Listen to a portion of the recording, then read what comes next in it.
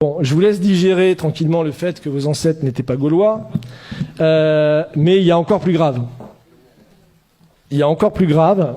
Ah, le temps passe vite. Oh là là. C'est que tous les pharaons qu'on vous a appris à l'école étaient également noirs, jusqu'à très très tard en fait. Toute la civilisation pharaonique, donc là on est en moins 2570, c'est le roi de la 3e dynastie, donc voilà. On voit ici de profil. Donc il y a des caractéristiques morphologiques, bon j'ai pas le temps de rentrer dans les détails, et vous remarquez que son nez est complètement éclaté. Voilà, donc ça c'est son gouverneur, c'est celui qui a battu la fameuse pyramide de Saqqara, moins 2600 avant Jésus-Christ. Donc on voit également qu'il a le nez cassé et une coiffe tout à fait occidentale. Donc ça c'est 2700 également avant Jésus-Christ. Ça c'est le dernier souverain de la 3e dynastie. Donc on voit un profil également typiquement européen que vous pouvez voir évidemment. C'est assez flagrant avec une coiffe tout à fait alsacienne, donc typique justement du sud de l'Égypte. Donc voilà, vous remarquez qu'il a également le nez cassé. Hein. Voilà, ça enfin c'est un petit peu plus tard.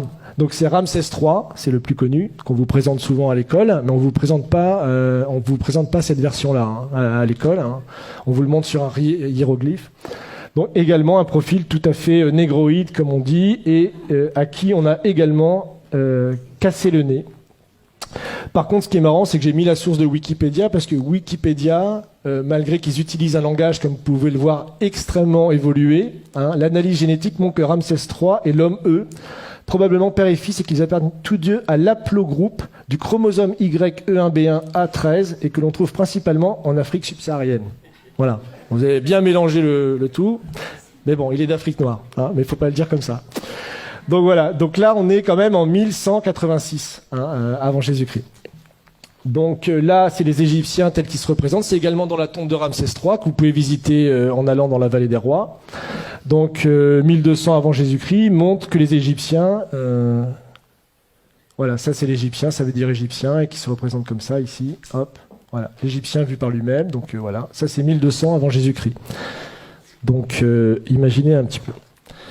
Donc voilà. Et certains scientifiques, déjà un peu plus tôt, et c'est les découvertes qu'a fait Cheikh Anta Diop, c'est-à-dire que lui il a même découvert que bien avant les découvertes qu'on a fait par la science, des explorateurs au moment des invasions de Napoléon ou des Anglais ou des Allemands qui étaient allés en Égypte, avaient découvert que les pharaons étaient noirs, mais que personne ne voulait en parler. Donc lui, c'est Lepsius, c'est le fondateur de l'égyptologie en Allemagne, et il dit, voilà, tout simplement, bon, c'est une citation de son livre, hein, que vous pouvez trouver sur Internet, là où on s'attendait à voir un Égyptien, bizarre, on trouve un nègre authentique, tout à fait original. Donc ça, bon, j'ai pas le temps, c'est une icône byzantine du XIe siècle qui montre le roi Salomon allant visiter le pharaon noir, qui est très caractéristique. Et dans le Cantique des Cantiques, pour ceux qui connaissent la Bible, vous connaissez ce passage, je suis noire et pourtant belle, fille de Jérusalem, comme les temples de Kédar, les pavillons de Salomon. Voilà, pour ceux qui... Voilà. Donc voilà, encore une fois, là, il y en a plein, en fait. Hein. Bon, non seulement l'homme avant d'être blanc était noir, non seulement les pharaons également étaient noirs, et on bâtit également, était le berceau des sciences et des arts. Et ça, c'est la vraie négation, je pense, la plus consciente qui a été faite jusqu'à présent et qui perdure dans nos écoles aujourd'hui, même jusqu'en Europe. Donc, puisque vous avez là également dans une des tombes, 2000 ans avant la balance d'Archimède, hein, le système de balance avec des curseurs hein, afin de déplacer le centre d'inertie. Donc, vous avez là tout simplement le point de levier et ici ce qu'on appelle... le principe d'Archimède qui disait pour soulever la terre, donnez-moi un point d'appui, qu'il a rédigé dans un traité, évidemment, 2000 ans plus tard, enfin 1500 ans plus tard, et en disant que c'était sa découverte et que c'était lui qui avait découvert toutes ces sciences géométriques. Donc, encore plus intéressant, le papyrus de Moscou, donc ça, il se trouve à Moscou, justement, aujourd'hui, il est au musée Pouchkine de Moscou. Et en fait, c'est les papyrus qui prouvent toutes les découvertes géométriques qui ont été faites par l'Égypte noire pharaonique, justement, entre moins 1500 et moins 3000 avant Jésus-Christ. Donc là, vous avez par exemple la pyramide tronquée, vous avez le calcul de la demi-sphère, vous avez Pythagore, vous avez le calcul des ellipses, Vous avez ça aussi, là c'est l'autre papyrus de Rhind. Donc vous avez ici donc, le théorème de Thalès. Donc, ça vous trouvez aussi dans des tombes, dans le papyrus. Donc ici, et Thalès lui-même a avoué qu'il avait fait sa découverte en Égypte. Qu'il avait lui-même fait sa découverte en Égypte. Mais il n'a pas dit que c'était les prêtres égyptiens qui lui avaient enseigné justement cette chose-là. Donc ils se sont tout accaparés. Donc là, ils ont même été jusqu'à calculer des coniques. On retrouve des études de coniques, bon ça c'est pour les matheux, qui sont soi-disant attribuées beaucoup plus tard, plus de 3000 ans plus tard. Le calcul de l'ellipse, de la demi-sphère, toutes ces choses-là ont été découvertes déjà avant moins 2000 par les Égyptiens à l'époque. Donc, encore plus fou, c'est que les pyramides ont été faites, elles, encore plus tôt. Donc c'est 2600 pour la pyramide, je crois que j'ai les dates ici. J'ai encore un peu de temps? Oui. Donc ça c'est la pyramide de Khéops qui a été faite en 2500 avant Jésus-Christ.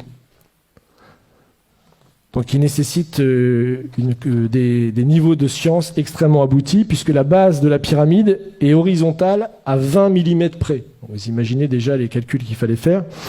Et pour obtenir un carré parfait de la pyramide, c'est seulement 0,05% d'erreurs qui ont été faites. Aujourd'hui encore, moi j'ai lu des thèses qui datent de 1970 qui vous prouvent qu'il est impossible que les Égyptiens aient construit les pyramides.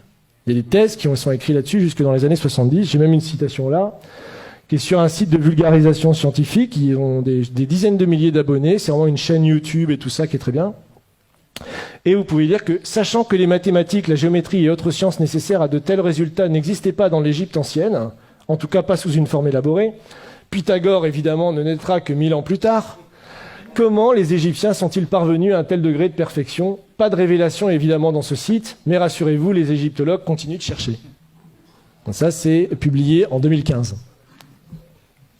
Vous imaginez.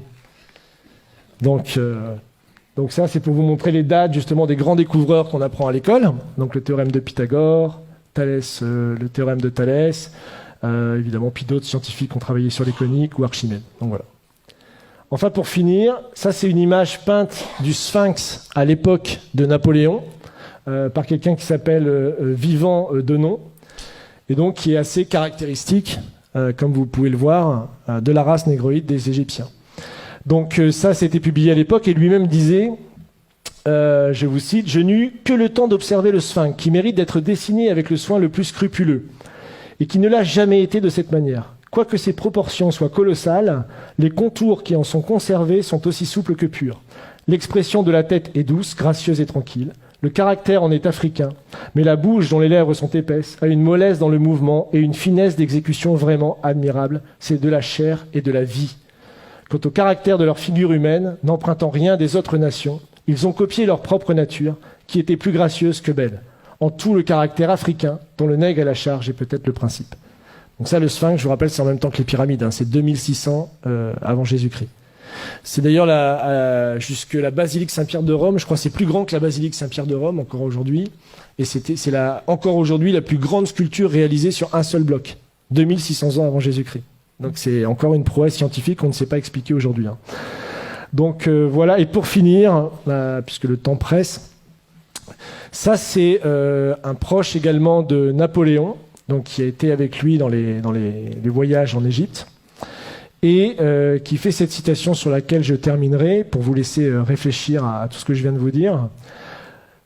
Donc il parle justement des Égyptiens. Tous ont le visage bouffi, l'œil gonflé, le nez écrasé, la lèvre grosse, en un mot un vrai visage de mulâtre. J'étais tenté de l'attribuer au climat lorsqu'ayant été visiter le Sphinx, son aspect me donna le mot de l'énigme. En voyant cette tête caractéristique du nègre dans tous ses traits, je me rappelais ce passage remarquable d'Hérodote où il dit « Pour moi, j'estime que les Colches sont une colonie des Égyptiens, parce que comme eux, ils ont la peau noire et les cheveux crépus. » C'est-à-dire que les anciens Égyptiens étaient de vrais nègres. Mais en revenant à l'Égypte, le fait qu'elle rend à l'histoire offre bien des réflexions à la philosophie. Quel sujet de méditation de voir la barbarie et l'ignorance actuelle des Coptes, issus de l'alliance du génie profond des Égyptiens et de l'esprit brillant des Grecs, de penser que cette race noire, aujourd'hui notre esclave, est l'objet de nos mépris, et celle-là même à qui nous devons nos arts, nos sciences et jusqu'à l'usage de la parole.